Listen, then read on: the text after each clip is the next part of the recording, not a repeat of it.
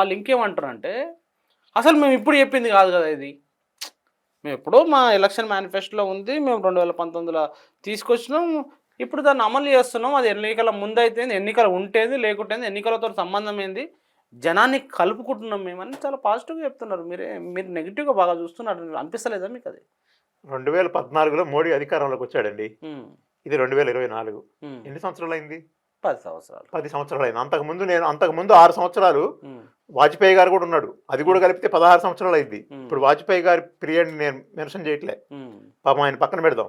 హ్మ్. ఈ 10 ఏళ్ల పాటు వీళ్ళే ఉన్నారు కదా. హ్మ్. ఈ 10 ఏళ్ల కాలంలో హ్మ్. పదో సంవత్సరం నాడు 2 విడతలు అయిపోయి మూడో విడతకు పోవటానికి ఒక్కరోజు ముందే ఇది గుర్తొచ్చింది. ఎందుకు ఇప్పుడు వచ్చింది అనేది ప్రశ్న. ఒకటో ప్రశ్న. హ్మ్. రెండో ప్రశ్న, మాది 370 సీట్లు మా ఒక్కళ్ళకే వస్తాయి, హ్మ్. మా కూటమికి 400 సీట్లు వస్తాయి, 400 వస్తాయంటున్నారు ఆళ్ళు. 400 సీట్లు వస్తాయి అంటున్నారు కదా, హ్మ్. రికార్డు బద్దలు కొడతాం అంటున్నారు కదా. హ్మ్. నిజంగా నీకు అంత ధైర్యం ఉంటే హ్మ్. నిజమే నువ్వు చెప్పింది మేము కూడా ఒప్పుకుంటాం అనుకుందాం కాసేపు. హ్మ్. 400 సీట్లు వచ్చేవాడికి హ్మ్. 3 నెలలు ఆగలేవా? హ్మ్. మళ్ళీ కొత్త ప్రభుత్వం ఏర్పడిన తర్వాత చాలా ఫ్రెష్గా హ్మ్. దాన్ని తీసుకొస్తామనే ధైర్యం నీకు ఎందుకు లేదు? హ్మ్. ఎందుకు నువ్వు కోల్పోతున్నావు? హ్మ్. ఎందుకంటే నువ్వు భయపడుతున్నారా మోడీ, బీజేపీ ప్రభుత్వం? భయపడకపోతే భయంతోటి తీసుకొచ్చిర్రా ఇది? భయపడకపోతే ఇప్పటికిప్పుడు హ్మ్. ఎలక్టోరల్ బాండ్స్ది వచ్చింది. హ్మ్. వివరాలన్నీ బయట పెట్టమని సుప్రీంకోర్టు అన్నది. హ్మ్. ఎస్బీఐతో ఏం చెప్పించాడు మోడీ? హ్మ్. ఇప్పుడు సాధ్యం కాదు, ఎన్నికల తర్వాత జూన్ 30వ తారీఖు నాటికి ఇస్తామన్నాడు. అది ఎస్‌బీఐ చెప్పింది. మోడీకేం సంబంధం అండి అది? ఎస్బీఐకి ఏం ఇంట్రెస్ట్? హ్మ్. ఎస్బీఐ నిర్ణయించింది మోడీ కదా. హ్మ్. ఎలక్టోరల్ బాండ్స్ చట్టం చేసింది మోడీ కదా. హ్మ్. మరి మోడీ చెప్పినట్టు ఎస్బీఐ వింటది కానీ ఎస్బీఐకి ప్రత్యేకమైన ఇంట్రెస్ట్ ఏముంటుంది? హ్మ్. సుప్రీంకోర్టు ఇవ్వమనంటే ఇచ్చేయాలి. సుప్రీంకోర్టుతో లడాయి ఎందుకు? హ్మ్. సుప్రీంకోర్టుకి నువ్వు ఎస్బీఐకి తగాదా పెట్టుకోవాల్సినంత అవసరం లేదు కదా. హ్మ్. ఒక బటన్ కొడితే మొత్తం వివరాలన్నీ వస్తాయి. హ్మ్. తీసుకుపోయి సుప్రీంకోర్టుకి ఇచ్చేసేయచ్చు కదా. హ్మ్. దానికోసం అని చెప్పి సుప్రీంకోర్టు అవసరం లేనంత టైము హ్మ్. మార్చ్, ఏప్రిల్, మే, జూన్ ఇన్ని నెలల టైం అడగాల్సినటువంటి ఇంట్రెస్ట్ హ్మ్. ఒక ప్రభుత్వ రంగ బ్యాంకు కదా అది. హ్మ్. దానికి ఎందుకు వచ్చిందంటారు? హ్మ్. గవర్నమెంట్ ఒత్తిడి చేస్తేనే కదా వచ్చింది. హ్మ్. కాబట్టి ఇవాళ అది ఇచ్చేయాల్సిందే అని చెప్పి సుప్రీంకోర్టు తీర్పిచ్చి 24 గంటలు గడువు పెట్టింది. ఈ హ్మ్. 24 గంటల గడువు ముగియక ముందే సిఏఏ అనౌన్స్ చేశారు. హ్మ్. అంటే ఏంటి అంటే హ్మ్. దేశంలో ఉన్న అనేక రకాల సమస్యల మీద ఎన్నికల్లో చర్చ రాకుండా ఉండాలి, హ్మ్. ఎన్నికల బాండ్లు చర్చ రాకుండా ఉండాలి, సుప్రీంకోర్టు తీర్పు చర్చ రాకుండా ఉండాలి. ఇదంతా అవినీతి అక్రమాల అంటే పుట్ట ఎన్నికల బాండ్లు చర్చలోకొస్తే బీజేపీకి నష్టమైంది. అన్ని పార్టీలు తీసుకున్నాయి. బీజేపీ అందులో తీసుకొని ఉంటది. బీజేపీయే 90% ఎన్నికల బాండ్ల డబ్బులు తీసుకున్నది. హ్మ్. కొన్ని పార్టీలు సిపిఎం లాంటి పార్టీలు మేము తీసుకోమని చెప్పి కోర్టులో కూడా కేసేసినాయి. హ్మ్. ఇంకా కొన్ని పార్టీలకి అరకొరగా ఇచ్చారు. ఏదో ఇవ్వలేదనిపించుకొని ఉండటం కోసం ఏదో ఏడ్చి కంటి తుడుపు చర్యగా ఇచ్చారు. హ్మ్. మేజర్గా వచ్చిన డబ్బులన్నీ వాళ్ళకే కదా. హ్మ్. మరి వాళ్ళకే నష్టం తప్పేంది? కదా. ఎలక్ట్రల్ బాండ్స్ అంటే ఒక చట్టబద్ధంగా వచ్చిన డబ్బులే గదా అది. చట్టబద్ధంగా వచ్చిన నిజంగా చట్టబద్ధంగా వచ్చే డబ్బులైతే హ్మ్. అది బ్లాక్ మనీని వైట్గా మార్చడానికి వీలు కాని డబ్బులైతే హ్మ్. చెప్పొచ్చు కదా. హ్మ్. ఆ బ్లాక్ మనీని వైట్గా చేసుకోవడానికి వీలుగా ఉండబట్టే కదా హ్మ్. ఆ డబ్బులు ఎవరిచ్చారు, హ్మ్. ఎంత ఇచ్చారు, హ్మ్. ఎవరి ద్వారా ఇచ్చారు, హ్మ్. ఎంత కొన్నారు, ఇవన్నీ వివరాలన్నీ చెప్పకుండా హ్మ్. ఇవి చెప్పడానికి వీలు కానీ ఇవి చెప్పాల్సిన అవసరం లేదు అని చెప్పి నువ్వు చట్టం ఎందుకు చేసుకున్నావు? ట్రాన్స్పరెంట్గా ఉండొచ్చు కదా. అంటే ఎలక్టోరల్ బాండ్స్ ఈ వివాదాన్ని కనుమరుగు చేసేందుకు దీన్ని పట్టుకొచ్చారంటారా? ఆ క్షణంలో ఇది అనౌన్స్ చేశారు కాబట్టి ఆ హ్మ్. రకమైన చర్చ జరుగుతుంది. హ్మ్. అంతకంటే ముఖ్యమైన చర్చ ఉంది ఇంకోటి. ఏం చర్చ ఉంది? అసలు వాళ్ళకేం అవసరం? 10 ఏళ్ళు పరిపాలించిన మోడీ ప్రభుత్వానికి వాళ్ళు చేసుకున్న అభివృద్ధి లేదా? వాళ్ళు వికాస పురుష్ అంటారు మోడీని. వికాస్ పురుషు, విశ్వగురు.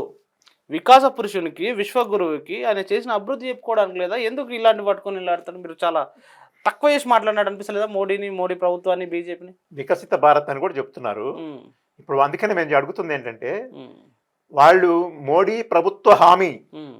అని చెప్పి యాడ్స్ వస్తున్నాయి కదా రోజు. అవును. 22 మోడీ యాడ్లు వస్తున్నాయి. వస్తున్నాయి రోజు. హ్మ్. మోడీ ప్రభుత్వ హామీలో చాలా ముఖ్యమైనది ఏంటి? హ్మ్. సంవత్సరానికి 2 కోట్ల ఉద్యోగాలు. హ్మ్. 10 సంవత్సరాలు పాలించాడు. హ్మ్. 20 కోట్ల ఉద్యోగాలు రావాలి. హ్మ్. అవేవి? ఒకవేళ 20 కోట్ల ఉద్యోగాలు వస్తే నేను హిందూ మతం, హ్మ్. హిందూ దేశం, హ్మ్. హిందూ ధర్మం, హ్మ్. హిందువుల కోసమే పుట్టాడు హ్మ్. అంటున్నారు కదా. హ్మ్. మరి 20 కోట్ల ఉద్యోగాలు వస్తే 80% మంది ప్రజలు హిందువులైతే 18 కోట్ల ఉద్యోగాలు హిందువులకే వచ్చేవి కదా. హ్మ్. నువ్వేం చేసినావు? హ్మ్. అందరికీ విద్య, ఉద్యోగం, అందరికీ విద్య, వైద్యం కనుక ఫ్రీ ఇస్తే అంతకంటే కావాల్సింది ఏముంది? ఇవాళ అనేక దేశాల్లో విద్య, వైద్యం ఫ్రీ.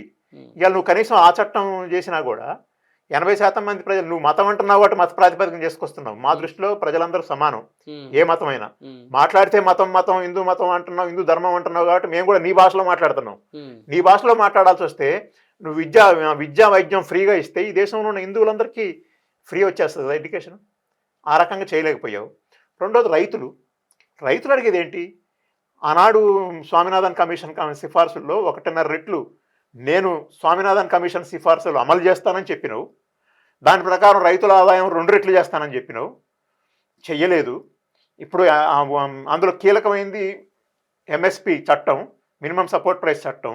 అది ఈ రోజు వరకు చేయలేదు. నువ్వు రైతుల్ని ఉత్తరప్రదేశ్ ఎన్నికల సందర్భంగా వాళ్ళ ఆందోళనను విరమింపజేయడం కోసం ఎక్కడ యోగి ఆదిత్యనాథ్కి ఇబ్బంది వస్తుందో అని చెప్పి ఆనాడు రైతు ఉద్యమాన్ని విరమింపజేశావు. సంవత్సరం దాటింది, 2 సంవత్సరాలు దాటింది. ఆనాడు నువ్వు ఇచ్చినటువంటి హామీ ప్రకారం ఈ రోజు వరకు కూడా రైతులకు ఇచ్చిన ఏ ఒక్క హామీని అమలు చేయలేదు నువ్వు. మళ్ళీ రైతులు అక్కడ ఢిల్లీలో ఆందోళన చేస్తూ ఉంటే వాళ్ళకి మేకులు గుచ్చి అవన్నీ చేసావు. అంటే అర్థం ఏంటి? నువ్వు రైతులకు ఏమి చేయలేదు, వాళ్ళ ఆదాయాన్ని రెట్టింపు చేయలేదు, కనీసం మద్దతు ధర చట్టం కూడా తేలేదు, నిరుద్యోగులకు ఉద్యోగాలు ఇవ్వలేదు. ఇట్లా ఏ తరగతికి కూడా నువ్వు చేసింది ఏమీ లేదు.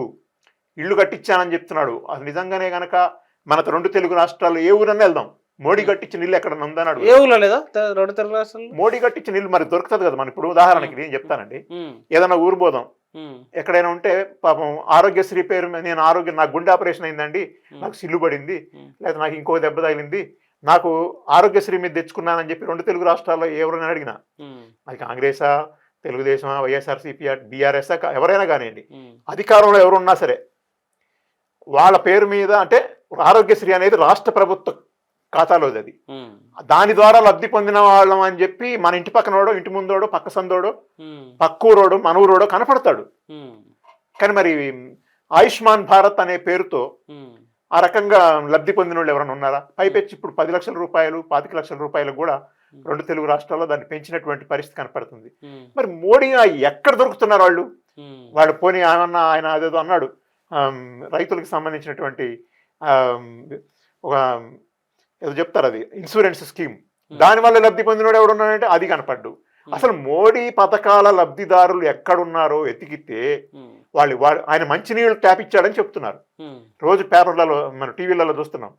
మోడీ వేపించిన మంచినీళ్ళ ట్యాప్ ఎక్కడుంది? లేదా ఉంటే చెప్పాలి కదా. ఏదన్నా ఉంటే కేసీఆర్ లేకపోతే ఇంకొక పార్టీ వాళ్ళు వీళ్ళు మిషన్ భగీరథలో వాళ్ళు అప్పులు తెచ్చో వాళ్ళు పెట్టినటువంటి స్కీములు తప్ప రాష్ట్రాల్లో ఏ రాష్ట్రంలో అయినా సరే, తెలుగు రాష్ట్రాల్లో కానీ పక్క రాష్ట్రాల్లో కానీ ఇది మోడీ గారి ట్యాపు నీళ్ళు వస్తున్నాయని చెప్పి ఎవడన్నా చెప్పే పరిస్థితి ఉందా? లేదు. ప్రతి పథకంలో మోడీ డబ్బులు ఉన్నాయని వాళ్ళు మాట్లాడుతున్నారు. మోడీ డబ్బులు ఎట్లా ఉన్నాయి? ఇప్పుడు భారతదేశ కేంద్ర ప్రభుత్వ నిధులు మొత్తం రాష్ట్రాల డబ్బులను తీసుకుని కేంద్రంలో పెట్టుకుంటున్నారు. ఆ డబ్బులు ఇచ్చే కాడ చాలా వివక్ష చూపిస్తున్నారు. మొత్తం ఏం వివక్ష అంటారా? దక్షిణ భారతదేశం మొత్తానికి ఇచ్చిన డబ్బుల కంటే ఒక యూపీ రాష్ట్రానికి 3 రెట్లు ఎక్కువ అదనంగా ఇచ్చారు కేంద్ర బడ్జెట్ నుంచి. ఉత్తరప్రదేశ్ రాష్ట్రానికి, కేరళ, కర్ణాటక, తమిళనాడు, ఆంధ్రప్రదేశ్, తెలంగాణ, ఈ 5 రాష్ట్రాల నుంచి వచ్చినటువంటి పన్ను కంటే, వచ్చిన ఆదాయం కంటే కూడా ఎక్కువ ఆదాయం యూపీ రాష్ట్రానికి పోయింది. యూపీ రాష్ట్రం నుంచి పన్ను కట్టేది ఎంత నాయన అంటే, ఇప్పుడు దక్షిణాది రాష్ట్రాల్లో ఏ ఒక్క రాష్ట్రం కంటే కూడా కేంద్రానికి ఆదాయం పోయేది చాలా తక్కువ. అంటే ఉత్తరప్రదేశ్ లాంటి రాష్ట్రాల నుంచి కేంద్రానికి వచ్చే ఆదాయం తక్కువ, కానీ కేంద్రం నుంచి పోయే డబ్బు ఎక్కువ. అదేవిధంగా గుజరాత్ కూడా, ఈ రోజు కూడా గుజరాత్కి ఒక కంపెనీ తరలిపోయిందని చెప్తున్నారు. ఇట్లా కంపెనీలు తరలిస్తున్నారు, నిధులు తరలిస్తున్నారు. ఎక్కడ ఆయన పెట్టే వికసిత భారత్ ఎక్కడ? ఆయన పెట్టిన నిధులు ఎక్కడ? ఆయన పథకాల లబ్ధిదారులు ఎక్కడ? అడిగితే ఇవాళ మన జనం దగ్గరికి పోతే తెలుస్తుంది. ఇప్పుడు